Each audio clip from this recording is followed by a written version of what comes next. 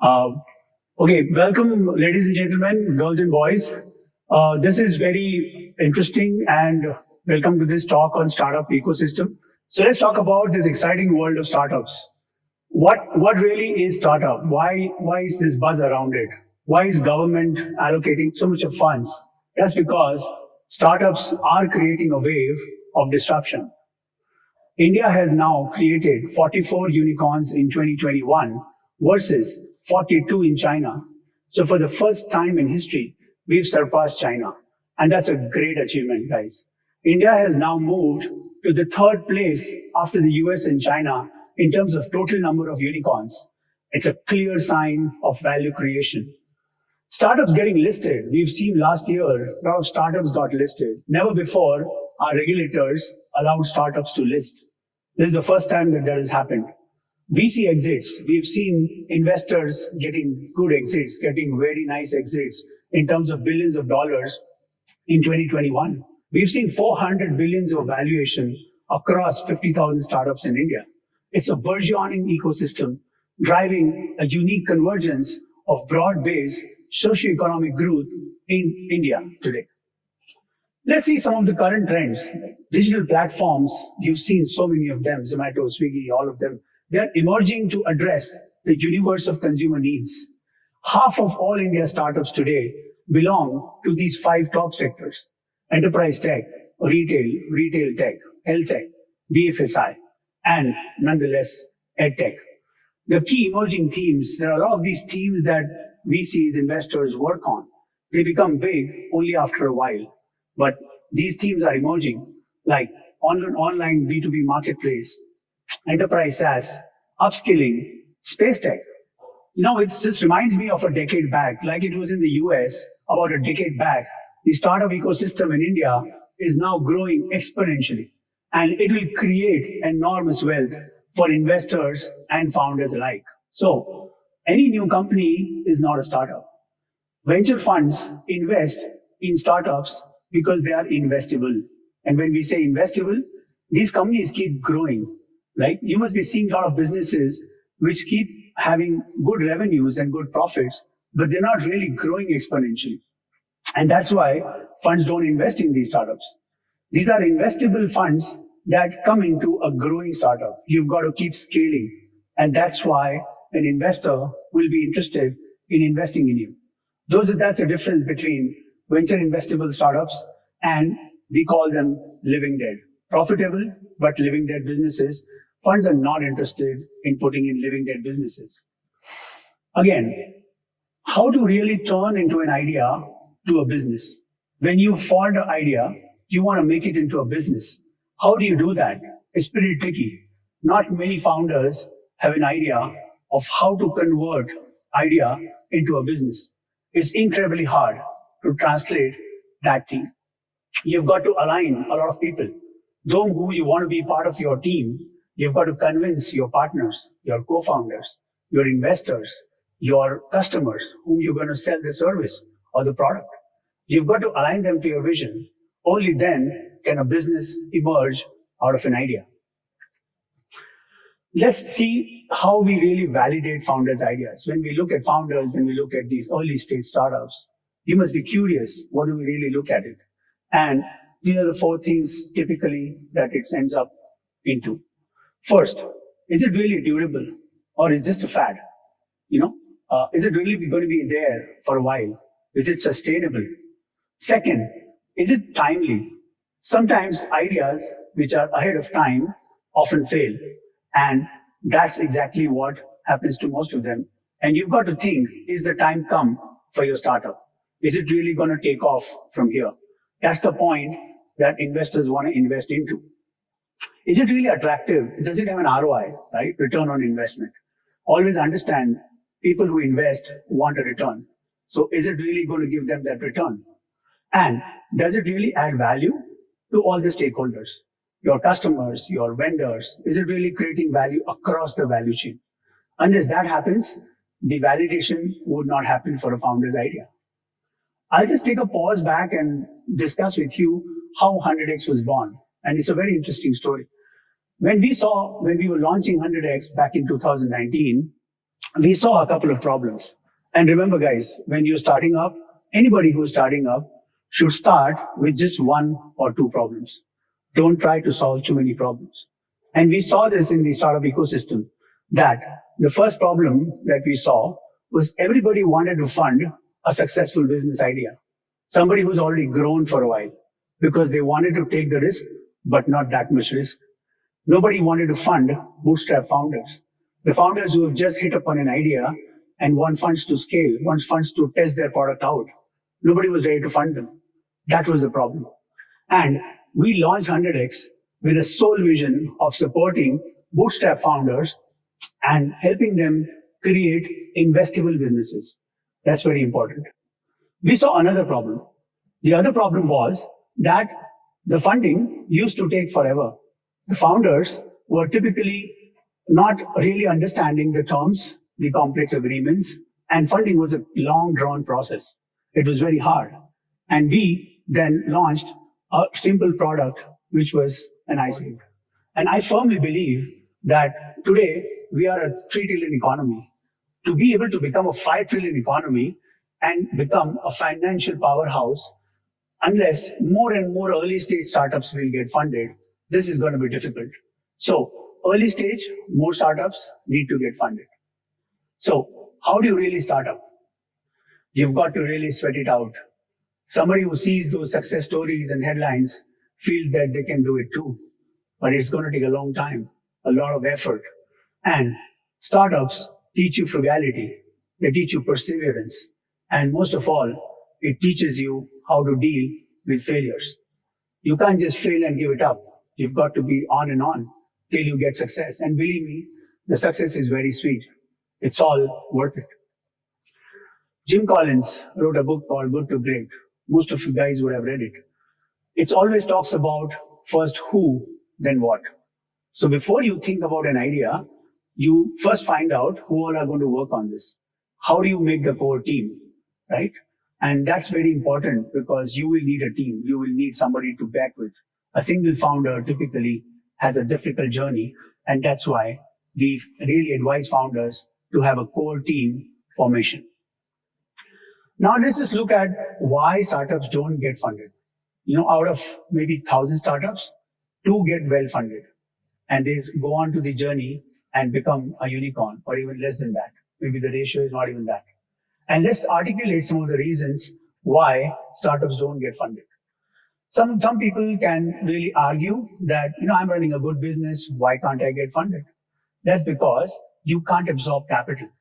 There is an art of advising and absorbing capital. You can only absorb capital, and hence a VC would be interested, because a VC is interested in investing capital. If you say I'm well funded, I'm profitable, I don't need your money, that's not investable. Secondly, a lot of startups don't understand cash flow, using cash flows, runways. They soon run out of runways when they start spending. That's one of the reasons why most startups don't scale. Again, even if you find a team, please make sure it's a complementary skill set. Normal product founders who have product knowledge lack the ability to find a co-founder who has complementary skill sets. So that's very important. Find complementary skill sets in your core team. Some basic unit economics knowledge, some financial stuff you've got to go around. Even if you don't know it, please try and learn it, because that's going to be important if you're going to raise funds. Another very important saying, and very understated, a lot of people know this, but people don't really implement this. Peter Drucker said, right, you can't improve what you can't measure. I'm a firm believer of outcomes being measured. And there's something called a zero cash date. Understand when your money, whatever you have, is going to run out. So just a few tips on fundraising. So first, raise capital within your own ecosystem. Talk to your friends, talk to your co-founders, talk to your partners.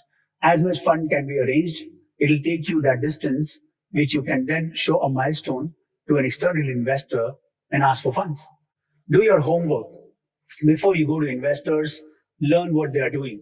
Understand their profiles. Understand the team members. What are they specializing into? It's very important.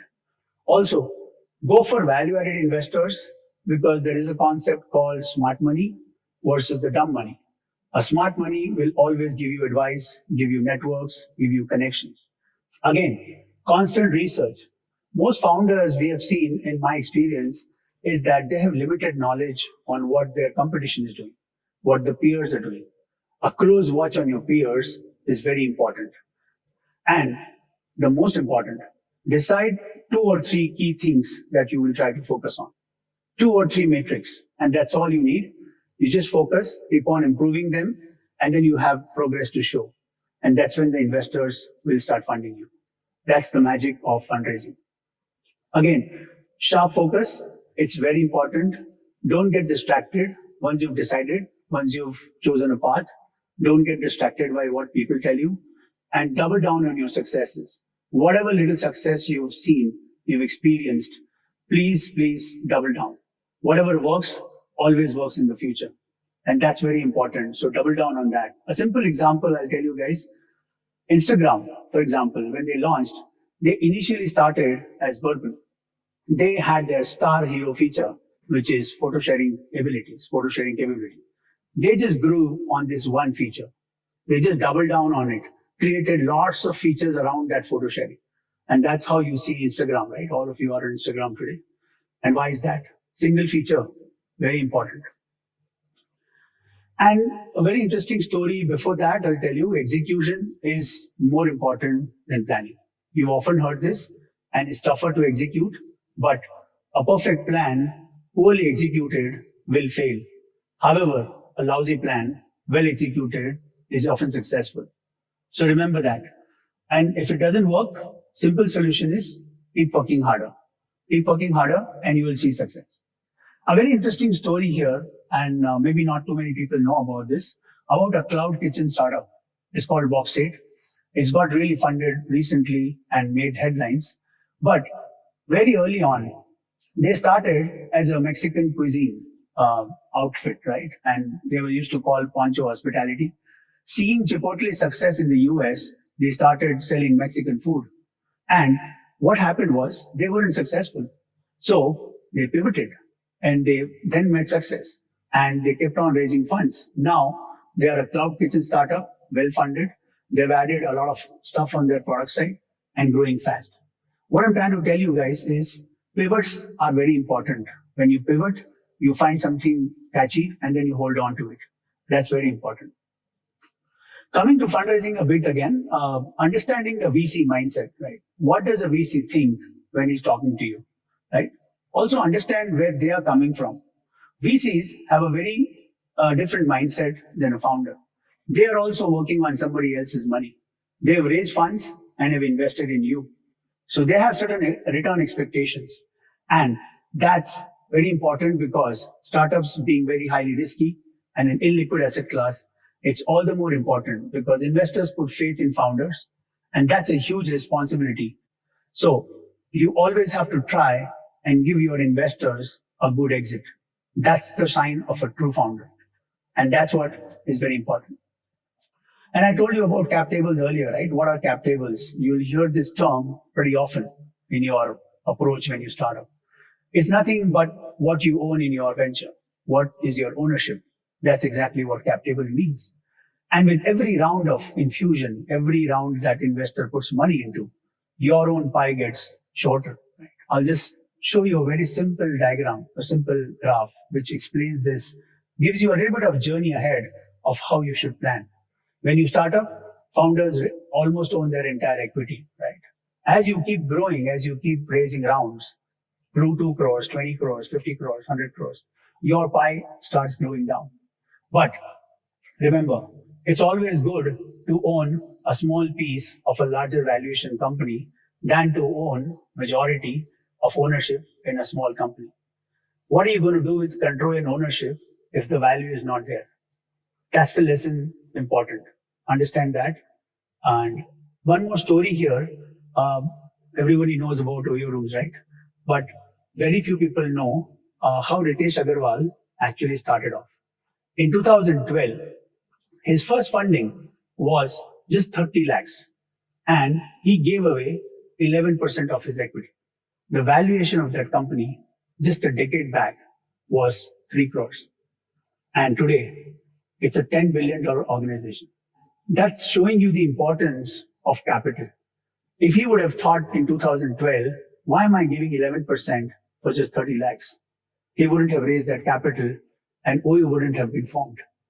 That's the importance of capital. Capital always comes first. Without value, the ownership has no meaning.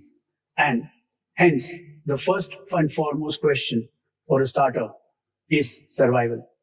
And then comes scaling, not otherwise. So when you cook your stories, when you make a vision, first think of survival and then scaling. Very important. Some of the tips to engage into investors, some do's and don'ts when you talk to investors, do not try to close a meeting by asking him that question, will you invest? If he wants to invest, he will come back to you. Try to set up more meetings. Try to set up an engagement. Those who engage, invest. So if the guy is not engaged, think of it as a red flag. He's not interested.